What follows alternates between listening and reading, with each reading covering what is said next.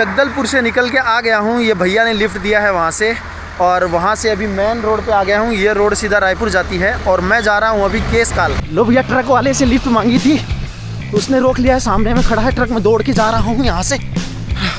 ओ बाबा,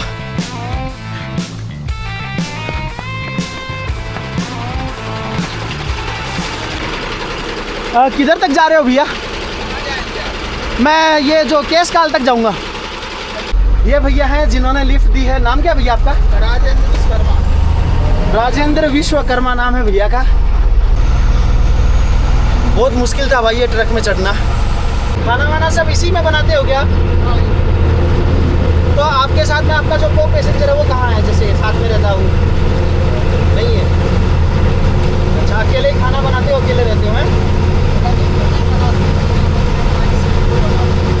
अच्छा, सुबह शाम बनाते हो, बाकी होटल में भी खा लेते हो कभी कभी? लो भाई, भैया को कहते हैं अभी अलविदा, क्योंकि इनका जो सेठ है वो इनका फ़ोन नहीं उठा रहा है और इनको भरवाना है डीजल।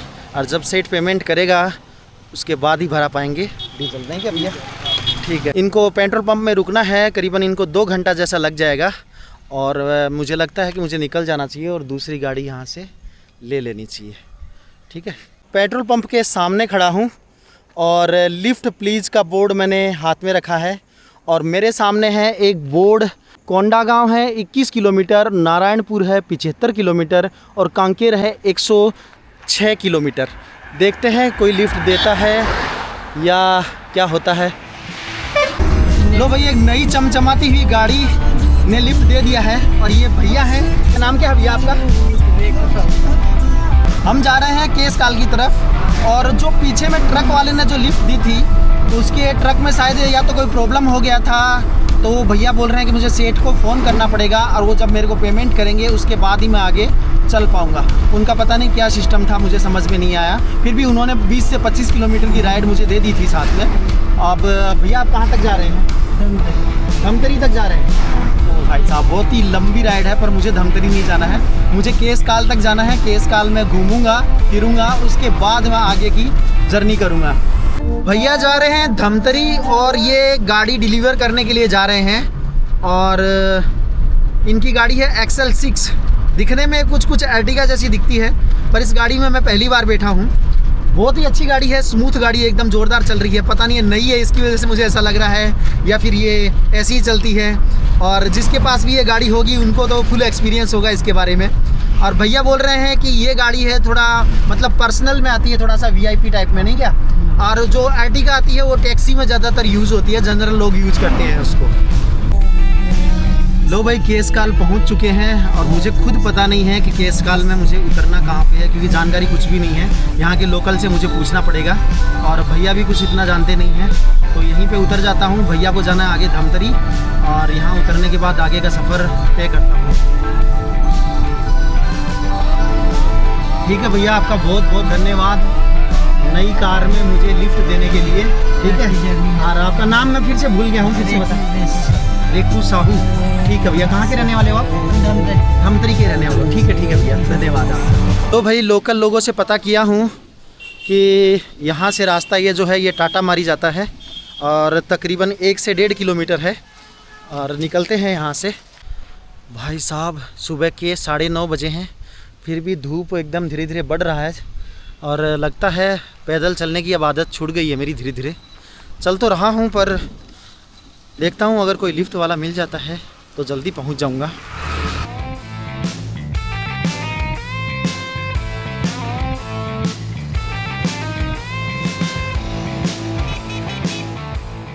लो भाई, अभी जिन भैया ने मुझे बाइक से अभी लिफ्ट दिया है वो डेंटिस्ट हैं और यहाँ पे उनका कोई क्लिनिक वगैरह है, तो वहाँ जा रहे थे तो मुझे यहाँ तक छोड़ दिया उन्होंने। ये टाटा मारी जाने का रास्ता है। यहाँ पे साधन तो ज़्यादातर नहीं चलते, पर इक्का दुक्का बाइक वाइक चलती रहती है।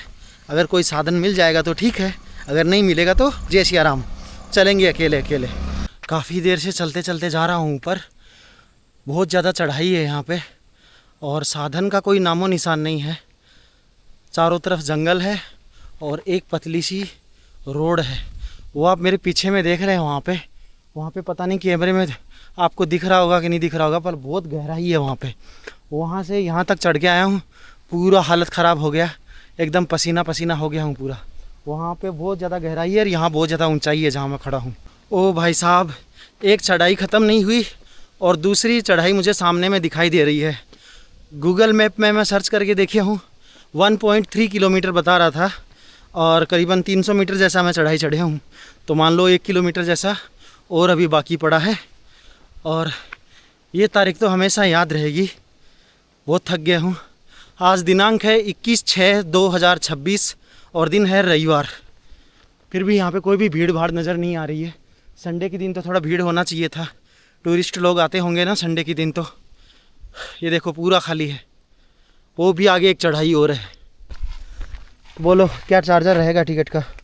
एक व्यक्ति का 20 रुपए रहता है हाँ और पहिया का भी रहता है। 2 पहिया वाहन का 10 रुपए है हाँ। और 4 पहिया वाहन का 20 रुपए। अच्छा जी, ठीक है। तो दीजिए, एक टिकट दीजिए मेरे लिए। जी। खुलने का बंद होने का समय? ये खोलने का 9:30 है और बंद करने का 6:30।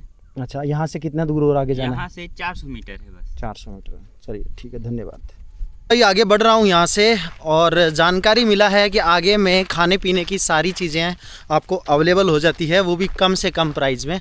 जैसे खाने पीने की जो चीज़ें हैं, समोसा वगैरह है या फिर नाश्ता वगैरह है, कुछ पीने के ड्रिंक्स वगैरह है, वो सब कुछ मिल जाता है ऊपर में।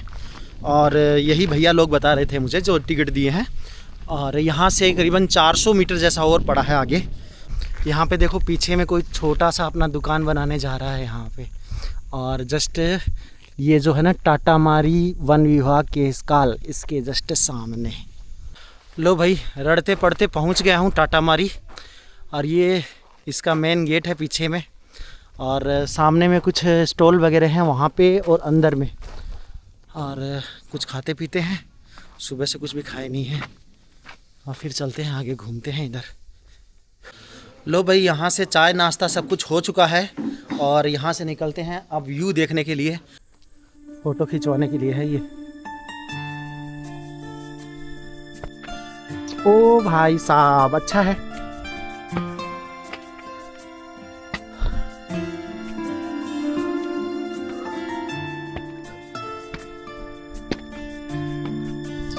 ओ भैया, ये यहाँ पे ऊपर से चढ़ के नज़ारे देखने के लिए बनाया हुआ है। और एक ये फर्स्ट फ्लोर है, नीचे में ग्राउंड फ्लोर है और ऊपर में एक फ्लोर और है। ठीक है। और ये यहाँ पे सीढ़ियाँ बनी हुई है नीचे से आने के लिए, शायद मैं आपको दिखा पा रहा हूँ। और ऊपर जाने के लिए ये वाली सीढ़ियाँ हैं।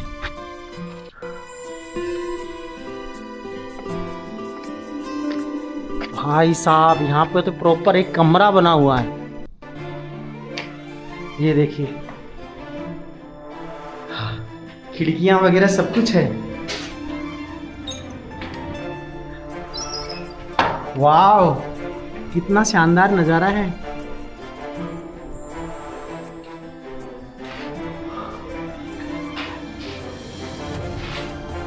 बहुत ही अच्छा नज़ारा दिखाई देता है भाई यहाँ से। तो चारों तरफ जंगल ही जंगल है और एकदम ऊंचाई में ये मकान बना हुआ, 3rd फ्लोर में। गेट वेट सब कुछ है, आदमी रह सकता है भाई यहाँ पे। और इसके ऊपर चढ़ने के लिए और होगा शायद, हाँ और है। ये इसकी छत हो सकती है मेरे ख्याल से।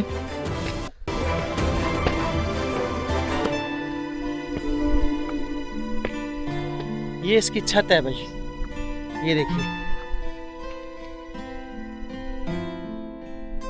यहाँ से चढ़ के आया हूँ मैं ऊपर से सीढ़ियों से। ये सीढ़ियाँ हैं। बाप रे, बहुत ज़्यादा हाइट है ये। लो भाई, नीचे उतर के आ गया हूँ और बहुत ही डर लगा नीचे उतरने में। तो हवा चल रही है एकदम ज़ोरदार, ऐसा लगता है जैसे गिर जाऊँगा नीचे। बहुत ऊंचाई पे है ना, और उधर जाने से कोई मतलब नहीं है, पूरा जंगल ही जंगल है। यहाँ पे एकदम अच्छी खासी हवा चलने के बाद भी मेरे एकदम से पसीने छूट रहे हैं भाई साहब। हवा बहुत अच्छी चल रही है, पर इतनी दूर चढ़ के आया हूँ ऊपर में तो लगता है शायद उसी लिए थकावट से हो गया होगा। बल्कि हरियाली बहुत अच्छी है और नीचे में गहराई भी बहुत ज़्यादा है। अगर कोई इंसान गया ना इधर से तो सीधा ऊपर की टिकट कट जाएगी। शाम के समय अगर यहाँ पे आते हैं तो सनसेट का आनंद ले सकते हैं और सुबह में सनराइज़ का। ये देखो यहाँ पे व्यू पॉइंट बने हुए हैं। अभी तो इसको बंद कर दिया गया है शायद, बल्कि यहाँ पे जाके अंदर में आप देख सकते हैं, एंजॉय कर सकते हैं यहाँ पे। एक पीछे में मेरे ये हट बनी हुई है अच्छी सी।